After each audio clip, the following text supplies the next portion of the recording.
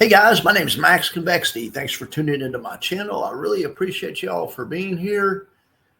All right, today I have one for you. I wanted to react to the Jay Pestrichelli interview. I swear I'm going to need to switch niches. I get so triggered watching these Jay interviews, the comment section. I realize not everyone's up to speed. And these are complex strategies, not easy to grasp. I think I've done a good job with my 3,400 subs explaining how they work. And I think we have fostered a pretty good understanding of how these work. And I really don't think many of Rod's people are going to be watching tonight. So I'm probably preaching to the choir, the same 50 guys that always watch me that already agree with me or that have similar views to me, maybe agree with me most of the time. And I'm not trying to preach to you guys also.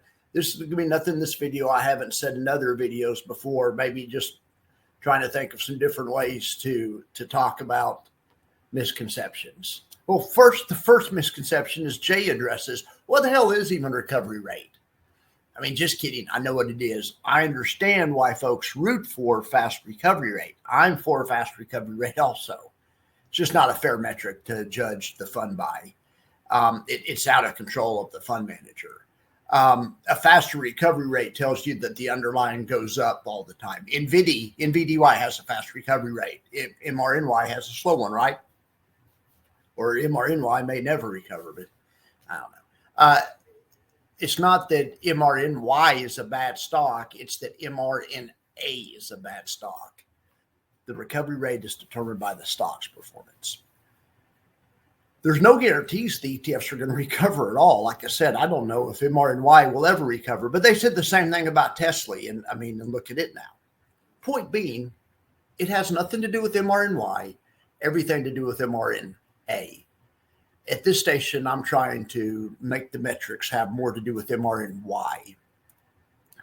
And that's why, of course, we look at the buffer report. You did hear Jay mention, hey, look at how ETFs perform on down days. That's a truer test. Sure enough, that's what we do. That's what the buffer report is. If you've ever seen it, if you watched my channel, and we know that in general, what the buffer report tells us is these funds make a little bit less or lose a little bit less on the way down, on average. Something's down 10% in a day, and the average high yield fund might be down 8%. Okay. If let's say a high yield fund is up 10% in a day, the average high yield fund might be up 6% or something. They get some fraction on the upside is the bad thing, but the good thing is they only get a fraction on the downside too. I like to see ETFs recover fast also. I'm just kind of joking about that, but you know, and like I say, I own Alti and YMAX. I root for them to recover fast every month also. It's just not a good metric. All right, so here's the number one misconception probably is, hey, when are you guys going to protect the downside? I mean, let me just tell you, Jay's not going to do it. It's not in the prospectus. There's no plans for this. It's not happening. It's not the way these funds work. Now, having said that, of course, Jay's going to try to protect the downside from a macro standpoint by changing the prospectus and keeping the prospectus with a robust strategy that is appropriate for the current market conditions. But he is not going to, on the fly, get short if they see the market crashing or something. That's not going to happen. There's no plans for that. So, you know, I just want people to understand that. Also remember, these funds are long only. Alti and YMAX for that, all of these funds are long only. So they'll only do well as long as the market keeps going up. All right. And not only that, they'll do better in the type of market where the market is going up at the same time volatility is kind of high, which is what we've had lately. There can be other types of markets where the market goes up, but volatility is really low, which we haven't had lately. This has been the perfect storm for high yield ETFs. We're going to look back at this couple of years. And I mean, it's been crazy. People don't realize. All right. Also remember, the best defense is a great offense. When the other reason I shake my head when I hear protecting the downside or stabilizing the NAV or whatever, it's because the way you do that, the way that a pro really does that is by playing offense. Why, when Jay switched the prospectus on yield max, he switched it to get more offense.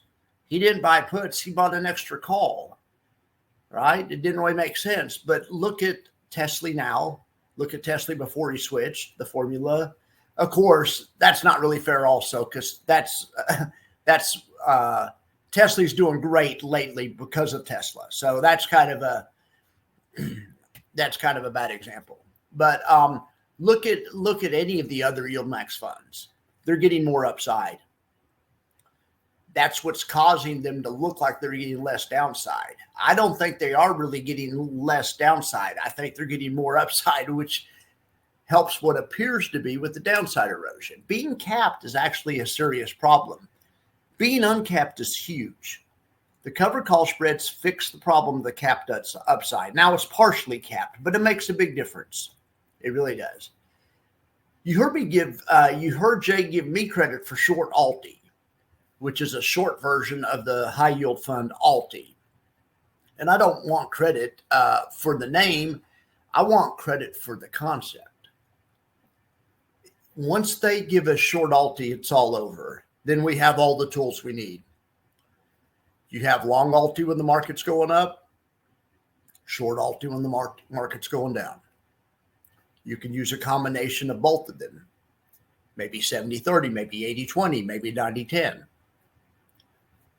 I have some content plan coming up where I'll test 4 or 5 different common ratios, probably 90-10, 80-20, 70-30, and maybe 50-50. And we'll kind of look at how it would have done. We'll have a hedging simulator, kind of similar to retirement simulator. But this kind of stuff, a short Alti, is as close as you're going to get to protecting the downside. And here's another idea too. If you have a large amount of Alti, or a large amount of yield max, or any triple Q based high yield fund that's paying 30, 40, 50%, QDT, it doesn't matter. You have 100,000, something like that. You're making 5 or 10,000 a month off dividends. Okay. So one way to manage your high yield portfolio tactically would be to spend half of the monthly income. Or break the monthly income into week. Let's say it's 8,000 a month. Break it into 2,000 a week. Every Friday at noon, buy $2,000 of out of the money put options in the SPX that expire the next Friday. Hold them till the next Friday. If the market crashes, cash them in for a big profit. If the market doesn't crash, which it won't do most of the time, you're just going to lose half of your dividend money, but you gain the ability to sleep at night. The erosion, decay, depletion, whatever you want to call it, that's not the biggest problem for these funds. The biggest problem for this fund, or for any fund, is a market crash. That's what we're trying to avoid. That idea I gave you right there would offset part of your losses, or maybe potentially all of your losses in the market crash. Can you imagine if you've been putting half of your money in puts back in August? Those puts were up like 10x. If you would have done $2,000 in, you would have cashed it out a Friday later for about $20,000. So yeah, just buy puts every Friday. It's easy, right? All right. The other thing is, don't forget, you still have a huge amount of money to live off of. Even if you're basically wasting the money on the hedge, you still have half of the whatever it was to live off of. Like I say, you're going to lose the put money more times than not, but you're going to gain the ability to sleep at night, and you're going to have a little fun. All right. As soon as I start an ETF company, I would make an ETF like this that would combine a long and short Alti. You would have them both in the same portfolio in some mixture, probably 70 long, 30% short. But the long one selling covered calls, the short one selling shorting stock and selling covered puts. And I would manage them together as one fund with the idea of trying to make the NAV go straight across. I would make it say in the prospectus that the goal is income, and a secondary goal is stable NAV. I told Jay this idea, but he said no one would buy the ETF because it wouldn't yield enough. People love yield, so he's not worried about me opening up shop and putting yield max out of business with my freaking long and short idea together. Seriously, guys, these liquid alts, which is the kind of the broader name for these types of funds, it includes covered call funds, but also the newer funds I talk about all the time with some of the option strategies and the more exotic things. They're called liquid alts, and they are really fun. It's just important to understand. Once you understand protecting the downside, keeping the NAV stable is not part of the plan, you can adjust accordingly. All right, so here's a couple of suggestions. If you do want market exposure with protected downside, I'm not saying that's a bad thing. If that's what you want, hell, go get it. It's just not going to come from Jay. All right. If you want market exposure with protected downside, go get XFall, go get T-Jewel, or go get Z-Hedge. It can come from Jay. There's other ETFs too, which will give you more stable NAV. No, seriously, guys, these liquid alts, which is the name for these types of funds, the broader categories, the covered call funds, but also the buffer funds, the defined outcome funds, these types of funds with the more exotic strategies, really interesting. And it's going to get really fun, and it's going to get a lot crazier. I have some content coming out on some different types of funds that use options in a different way that you guys are really going to like. But once you understand, with this type of investment, protecting the downside, keeping the NAV stable, it's not part of the plan.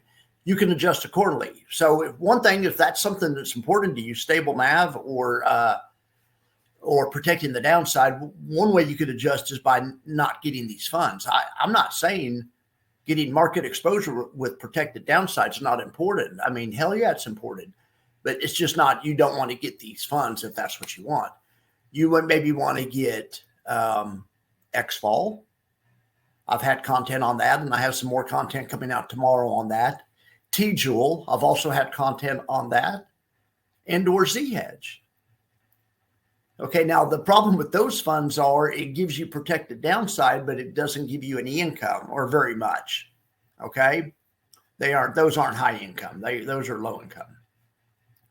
So if you want income with protected downside, you have a couple of choices right now. You have the inverse yield max funds. The only inverse one based on an index is YEPQ. But you could definitely allocate 30% of your portfolio to YEPQ and maybe 70% to whatever bullish NASDAQ high yield fund meets your needs. And you could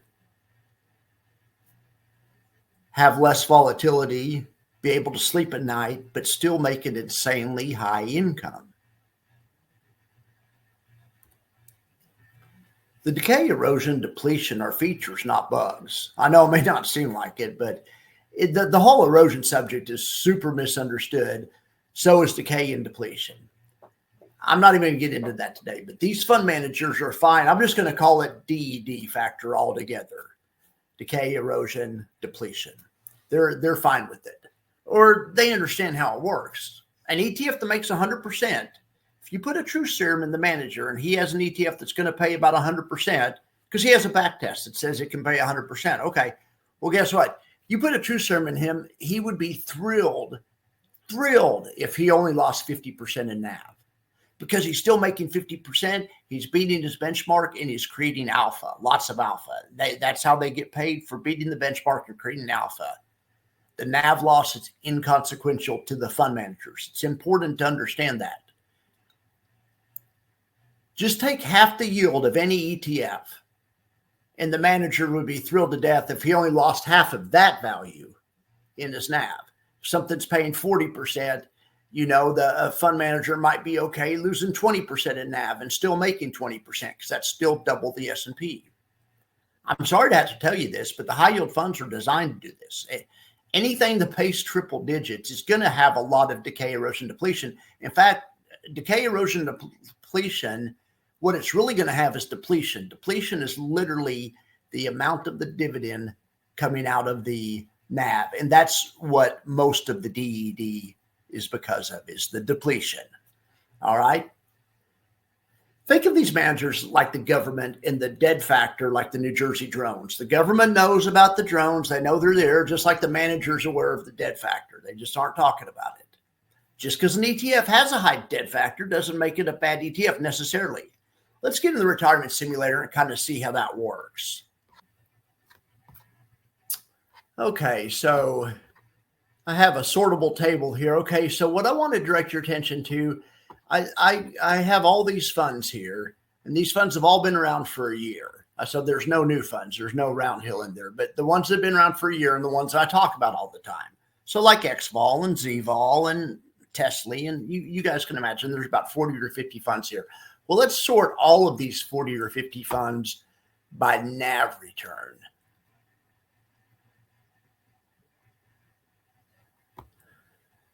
Okay, so and what I'm trying to show you is let's see what the NAV return, and then let's see what the corresponding dividend return is.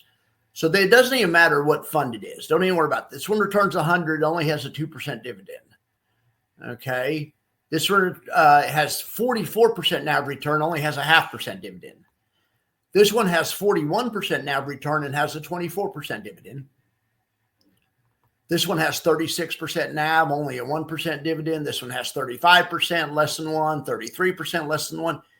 What I'm trying to get you to see is if you have good NAV return, you're going to get a low dividend more times than not. That's just the way it works. Let's go down here to the bottom of the list, or let's do it this way. Let's arrange it by the worst NAV return. So look at the 10 worst of these funds. They all pay double. They all pay 50, 40, 80 in yield. The reason you get the extra yield is on the ones that are more risky. The ones that are more risky are more likely to have negative NAV return. This is just the way it works. Well, okay, but let's go by the max factor. I try to sort these. This is the best overall factor, in my opinion. And yeah, NVDY is the best fund. Remember, Misty's not on here because Misty wasn't a year old. NVDY is the best fund of the year right now. And I don't think anyone would doubt that, because look over here. Let's go look at NAV return. Okay, you got 17% NAV return. Well, that's pretty damn good, considering it got 92% div return. Okay, TQQQ, we don't really talk about that one that much. I'm not really going to count that one, but let's look at the next best fund on just all around metrics. TQQQ is a good fund, but I want to talk about Coney next. Now let's see what Coney's NAV return is. Now Coney's NAV return is negative 30%. Okay, well, like I said, as long as they don't decay too much, where they can still beat their benchmark. How upset do you think this manager is being down 30% on NAV when he's paying an 80% dividend and up 50% on total return? He's not upset at all. I promise you. I mean, he doesn't root for it, but it's just part of the game. It's the way it goes. So, but if that's not good with you, if that's not part of your game, get NFLP. NFLP is the 5th highest rated one on my list. Let's see what their NAV return was. 40%. Now, they only got a 24% divvy. If you want a higher divvy, you could get Yield Max and get twice the divvy, less NAV. It's just the way it works. Like I said, I'm not trying to preach. I know that my regulars understand this. I just wanted to talk about this stuff for a little while. I have more exciting videos planned for tomorrow. Thanks for watching this one. I appreciate you guys. Yeah, get a fee-based planner. Do your own research. The advice I'm giving you is good advice for me and for my family. In my opinion, it's good advice for me and my family. It may or may not be good advice for you and your family. However, hopefully you understand the way high yield income funds work a little better now. But your own planner will be able to go through the specifics and tell you what's right for you and maybe what may be not right for you. Okay? All right, guys. Well, I really appreciate you for watching, and I hope you have a great day. See you later.